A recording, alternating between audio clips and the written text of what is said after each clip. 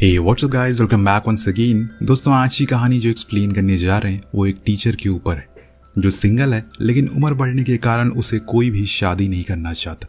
ऐसा नहीं है कि वो लोगों से मिलती नहीं है, उसके आए दिन किसी न किसी के साथ डेट होती रहती है, पर वो जितने भी लोग आते हैं सब उसका मजाक बनाकर वहां से चले जाते हैं और ये सिलसिला ऐसे ही चलता रहता है। और अगले दिन हम उसे उसकी क्लास में देखते हैं जहाँ पर पढ़ाने के बाद वो रात में एटीएम से कुछ पैसे निकालने के लिए जाती है। ये तभी उसकी ओर एक लड़का आता है जिसको देखकर लिंडा को लगता है कि ये शायद चोर है, इसीलिए वो उसके करीब आते ही उसके ऊपर स्प्रे कर देती है, जिससे कि वो जलन के मारे चिल्लाने लगता है और लिंडा को बताता है कि वो असल में कोई चोर नहीं है बल्कि उसका एक्स स्टूडेंट है, उसने उसे यहाँ पर देखा तो मिलने चला है।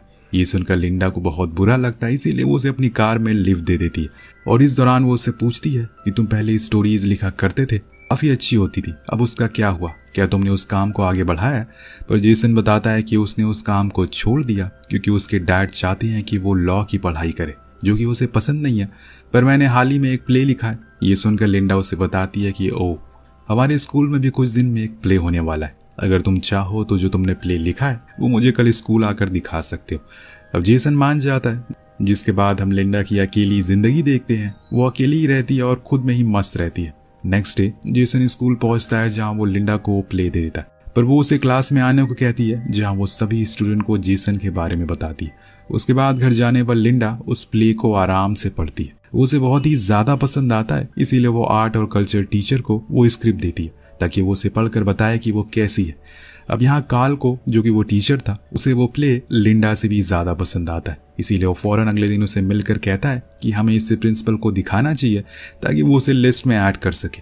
लेकिन वो कहती है कि हम इसको परफॉर्म नहीं कर सकते क्योंकि इसकी एंडिंग में अच्छा मैसेज नहीं दिया गया। किसी भी स्कूल के प्ले में हम ये नहीं दिखा सकते कि बच्चों ने खुदकुशी कर ली, ऐसा रूल के खिलाफ है। तब काल कहता है कि ठीक है, अगर ऐसा है तो हम इसकी एंडिंग को बदल देंगे और कुछ अच्छा ऐड कर देंगे, जिससे कि वो मान जाती है। लेकिन बाहर आने पर लिंडा काल से कहती है कि ऐसा करने पर पूरा प्ले खराब हो जाएगा, हमें कुछ भी चेंज नहीं करना चाहिए। दरअसल काल ने झूठ बोला कि वो चेंज करेगा क्योंकि वो भी चाहता है कि जैसे ही वो सब लिखा हुआ है वैसे ही सारी चीजें परफॉर्म हो। अब इस बात को बताने के लिए लिंडा जेसन से एक कैफे में मिलती है जहां वो उसे बताती है कि कुछ दिन बाद तुम्हारा लिखा हुआ प्ले हमारे स्कूल में परफॉर्म होगा, क्योंकि प्रिंसिपल को ये बहुत ही ज्यादा पसंद आया है। लेकिन वो उसे ऐसा करने से मना कर देता है क्योंकि अगर ये बात उसके डैड को पता लगी तो वो उसे बहुत डांटेंगे। लेकिन लिंडा उसे शांत रहने को कहती है कि ऐसा कुछ नहीं होगा, उसका ये टैलेंट है और उसे वही करना चाहिए जो उसे पसंद है। खैर, इसके बाद अब वो लोग स्कूल में मिलते हैं और उस प्ले के रिहर्सल में लग जाते हैं। लेकिन वहाँ कुछ बच्चे जेसन का काम का मजाक बनाते हैं, जिससे कि वो वहाँ से उठकर बाहर आ जाता है। पर लिंडा उसे रोकती है और उनके बदले में खुद सॉरी कहती। कहीं न कहीं उसे उसके साथ समय बिताना अच्छे लगने लगा था, ऐसा उसे लगता है। अब देखते हैं कि आगे क्या होता है। वापस आने पर वो सभी लोग आपस में ही रिहर्सल करने लगते हैं और ये चीज़ 2-3 दिन चलती रहती।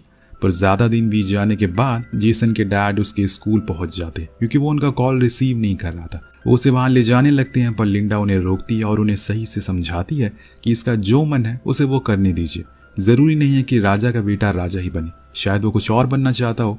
अब वो ये सारी बातें सुनकर मान जाते हैं और वहां से चले जाते। पर तभी जेसन के पेट में दर्द होना शुरू हो जाता है, इसीलिए वो उसे क्लास में ले जाती है और उसे स्टमक पेन की दवा देती। लेकिन वहां जेसन रोना शुरू कर देता है। उसे शायद अपने डैड का ये रवैया पसंद नहीं आता, जो बात वो लिंडा से भी शेयर करता है और एज ए टीचर के तौर पर वो उसे सहारा देती है। लेकिन देखते ही देखते वो दोनों काफी करीब आ जाते हैं। आज लिंडा भी खुद को रोक नहीं पाती और यहाँ पहली बार दोनों इंटीमेट होते हैं। लेकिन अगले दिन लिंडा जब क्लास में होती है तो उसे कल जो भी कुछ हुआ वो सोचकर सही नहीं लगता, उसे बुरा लगता है और उसे लगता है कि उसने गलत किया। इसीलिए वो उसी दिन जेसन से मिलने जाती है और उसे साइड में ले जाकर कहती है कि तुम्हें ऐसा कुछ नहीं करना चाहिए था, मैं तुमसे बहुत बड़ी हूँ। तो जेसन कहता है कि वो सब अचानक से हो गया, इसमें हमारी क्या गलती है। पर यहाँ लिंडा उसे ये बात किसी से भी ना बताने को कहती है और जितनी जल्दी हो सके वो उसे भूल जाने को कहती है। अब वो हाँ में जवाब देकर वहां से चला जाता है। पर कुछ ही दिन बाद वो जेसन को लिली नाम की लड़की के साथ देख लेती है, जिसे उसे बहुत बुरा लगता है। लेकिन जब वो खुद उसे दूर होना चाहती है तो ये उसे बुरा क्यों लग रहा है? इसका मतलब है कि वो उसे पसंद करने लगी है और इसीलिए अब तो वो लिली को प्ले से भी निकाल देती है, जो बात जेसन को समझ नहीं आती। इसीलिए वो उसे बाहर ले जाकर कहता है कि ये जो तुम कर रही हो वो गलत है, लिली ने तुम्हारा क्या बिगाड़ा है और मेरी मर्जी है मैं किसी के साथ भी हैंग आउट कर सकता हूँ। तो लिंडा कहती है कि वो मेरी स्टूडेंट है और तुम ऐसा नहीं कर सकते। यह हम साफ देख सकते हैं कि लिंडा को कहीं ना कहीं वो जेलस फील हो रहा है। लेकिन अभी वो ये बात खुद भी नहीं जानती। तब जेसन उसे फिर से कल वाली बात का टॉन्ट मारता है, जिसे सुनकर वो गुस्सा हो जाती है और वहां से चली जाती है। और उसके जाने के बाद हम देखते हैं कि एंड्रयू नाम का लड़का जिसने जेसन का मजाक बनाया था, उस दिन वही कार के पीछे छुपकर इनकी सारी बातों का रिकॉर्ड कर लेता है, जिससे ये साफ मतलब है कि अब लिंडा की जिंदगी खराब होने वाली है। पूरे वीकेंड में वो न्यूज ऐसे फैलती है जैसे कोरोना वायरस। हर तरफ लोग लिंडा के बारे में बात कर रहे थे। जब वो स्कूल पहुंचती है, सभी का रिएक्शन देखकर वो समझ जाती है कि वो चीज अब सबको पता चल चुकी है। हर जगह बस उसके बारे में बातें होते हुए सुनाई दे रही थी, जिससे कि आज हम पहली बार उससे रोते हुए देखते। यहाँ तक कि उसके क्लास के बच्चे भी उसका मजाक बनाते हैं। जो बात वो सुनकर गुस्से में आ जाती है और वहां से फौरन प्रिंसिपल के पास पहुंचती है, जहां वो उन्हें बताती है कि लिली जो कि उनकी स्टूडेंट है, वो उसके बारे में फेक न्यूज फैला रही है। लिंडा को असल में लगता है कि ये सब लिली ही कर रही है, लेकिन ऐसा तो कुछ भी नहीं है। पर प्रिंसिपल को लिंडा पर ज्यादा यकीन था, इसीलिए वो फौरन ऑडिटोरियम पहुंचती है और लिली को सुनाना शुरू कर देती है, लेकिन वो साफ मना कर देती है कि उसने ऐसा कुछ भी नहीं किया। तब लिंडा प्रिंसिपल को लिली और जेसन के बारे में बताती है, जिससे गुस्से में आकर वो भी उसकी वीडियो को प्रिंसिपल को दिखा देती है, जिसके बारे में सभी बात कर रहे थे, और बता देती है कि उन्हीं की मैम का जेसन के साथ अफेयर है। जो सुनकर उसे बहुत ही ज्यादा गुस्सा आता है प्रिंसिपल को, और वो उसी समय लिंडा को जॉब से फायर कर देती है, जिस बात से वो पूरी तरीके से टूट जाती है। वहाँ जेसन भी मौजूद था, लेकिन वो लिंडा की सफाई में कुछ भी नहीं कहता, उसका स्टैंड नहीं लेता, बस चुपचाप खड़ा रहता है। पर लिंडा जैसे ही अपनी कार के पास पहुंचती है, वो भी पीछे पीछे आ जाता और उसे उल्टा सुनाने लगता और कहता है कि उसकी चक्कर में पूरे स्कूल के सामने उसकी इमेज खराब हो गई। और लिंडा यहाँ पे दोनों तरफ से धोखा खा रही थी, इसीलिए वो गुस्से में आकर कार को इतनी तेज चलाती है कि उसका एक्सीडेंट हो जाता है। जब उसकी आंख खुलती है तो वो खुद को हॉस्पिटल में पाती है, जहाँ पर डॉक्टर जॉन होते हैं, जो कि जेसन के डैड थे, जिन्हें वो पहले से जानती थी। इसीलिए वो उनके सामने रोने लगती है, जिस चीज को देखकर वो उसे शांत होने को कहते हैं और जो भी हुआ और वो सब बताने को भी कहते हैं। तब लिंडा उन्हें बताती है कि स्कूल में किसी ने ये खबर फैला दी कि उसका जेसन के साथ अफेयर है, पर ऐसा कुछ नहीं है, वो चीज बस एक बार हुई। अब इस चीज को सुनकर उसके डैड भी पूरी तरह से हैरान थे। हॉस्पिटल आने के बाद लिंडा के पास काल का कॉल आता है, जो उसे वापस इस प्ले को करने को कहता है, लेकिन लिंडा का कहना था कि अब उसके पास हिम्मत ही बची नहीं है फिर वो उन सभी चीज़ों को फेस करने की, इसीलिए अब वो नहीं आना चाहती। पर काल उसे बोलता है कि तुम्हें इस प्ले में इतने सारे पैसे लगाए हैं, अगर तुम्हें एंडिंग में भी कुछ चेंज करनी है तो वो तुम कर सकती हो, लेकिन वो साफ साफ मना कर देती है और फ़ोन काट देती है। अब 2 दिन बाद उसके पास स्कूल की प्रिंसिपल भागते हुए आती हैं और बताती हैं कि काल को हार्ट अटैक आया, पर उसने जाते जाते कहा है कि तुम्हें इस प्ले को करना है क्योंकि हमारे ऑलरेडी 18,000 की टिकट को बेच दिया है, क्योंकि हमने ऑलरेडी $18,000 की टिकट को बेच दिया है। अगर कुछ हुआ तो हमें बहुत बुरा लॉस होगा। थोड़ी देर सोचने के बाद वो हाँ कर देती है और फिर अगले दिन हम स्कूल में उसे देखते हैं, लेकिन अभी भी बच्चे उसे टॉन्ट कर रहे थे, पर वो इग्नोर करके ऑडिटोरियम आ जाती है और प्ले शुरू कर देती है। लेकिन लिली अभी भी उसे बुरा बिहेव कर रही थी, जिस चक्कर में दोनों में लड़ाई हो जाती है।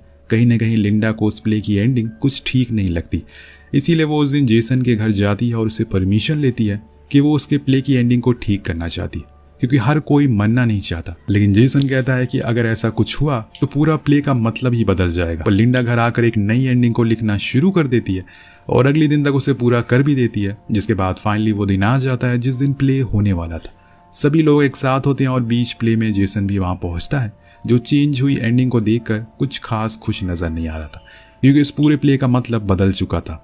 अब इस चीज के लिए लिंडा भी उसे माफी मांगती है और कहती है कि उससे गलती हो गई, उसने इसकी पूरी मेहनत खराब कर दी।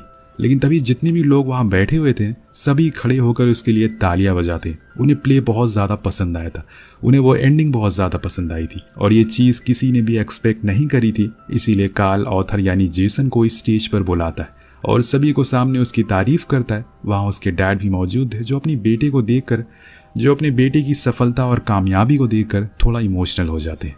पर जिसने ये सब किया वो चुपचाप वहां से बाहर आ जाती है, यानी कि लिंडा। उसे बहुत खुशी हुई कि सब कुछ ठीक हो गया, लेकिन उसके लिए सब कुछ अब खत्म हो गया है। लेकिन तभी उसे जेसन रोक लेता है और थैंक यू कहता है कि उनकी वजह से आज उनके बेटे को इतनी सराहना मिल रही है। अब ऐसे ही बीत जाते हैं और फिर एक दिन हम लिंडा को एक बुक स्टोर पर देखते हैं, जहाँ वो रॉबर्ट क्लोविन की किताब को खरीद रही थी कि तभी वहां पर जॉन भी आ जाता है और वो भी उसी ऑथर की बुक को ले रहा था कि तभी दोनों का टकराव हो जाता है, जिसके बाद जॉन उसे फ्लर्ट करना शुरू कर देता है और जिसका लिंडा भी अच्छे से जवाब देती है। और इसके बाद दोनों एक कॉफी शॉप पर जाते हैं, कॉफी लेकर थोड़ी बातें करते हैं, जिस दौरान वो इतने फ्रैंक हो जाते हैं कि मिलकर कल डेट पर जाने का डिसाइड कर लेते हैं। दिन हम अगले दिन जॉन और लिंडा को बाहर देखते हैं और आज उनकी डेट है फाइनली। इसी सीन के साथ इस कहानी की समाप्ति हो जाती है। वेल दोस्तों, लिंडा के लिए ये एक नई शुरुआत है। कभी कभी आपका वक्त अच्छा होने में थोड़ा समय लगता है, लेकिन एक दिन वो होता ज़रूर है। और इसी के साथ ये कहानी यहीं ख़त्म हो जाती है। मिलते हैं अगली वीडियो में। Thank you so much watching.